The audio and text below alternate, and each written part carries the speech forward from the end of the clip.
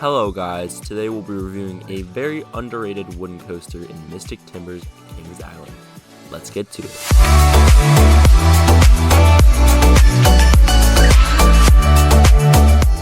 Okay guys, so for starters, I always begin with my experience, then go into my personal thoughts, and then usually sprinkled throughout I have anecdotes, stories, and things you should take note when you ride this coaster.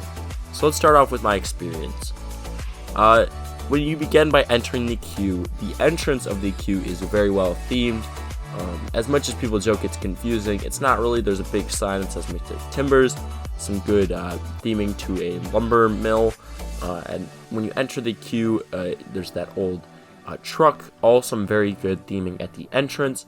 It does not really carry out through the rest of the queue. I did have chances to walk basically the entire queue, and it's really just some wooden cattle pens and some sheds. It's not all that great theming, which is a little disappointing given how well they did at the entrance. Once you get to the station, for some reason it smells like rubber, but I actually like that smell. It's kind of weird. But you get up to the station, and it is a very nice wooden station, a classic wooden coaster station, and you board one of 3 trains and embark on the experience. So let's talk about the coaster layout. First off, has a length of 3,265 feet, a height of 109.2 feet, and a maximum speed of 53 miles per hour. You will exit the station and make a right up the giant lift hill, and then you'll curve down to the left in one of the better wooden coaster drops. It's definitely interesting that it's a curved drop. That's pretty unique, somewhat unique to this coaster. When you get down the bottom drop, you'll go into one of the best airtime hills on this coaster. So you'll pop up over the lift into a decent airtime hill, and then the rest of the layout is filled with mini ejector hills, turns, curves. You go through a tunnel, more ejector hills and bunny hills, and then you get back into the station where you go through the shed with a little projection show.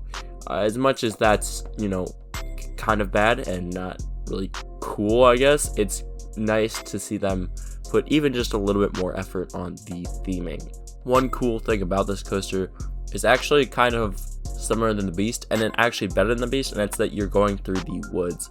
So you're on this coaster, you are speeding through the woods very fast. And I know people say the Beast is better at that, but I actually disagree. I think this, especially with the river and you kind of go near the rapids ride, it's just got all this greater sense of speed when you're going low to the ground through the forest. Whereas I think the Beast has some clearings and some slow sections. This keeps its pace really well, which means that you experience that speed much more, I guess, on this coaster than the Beast. Okay, so let's look at my overall thoughts of this coaster.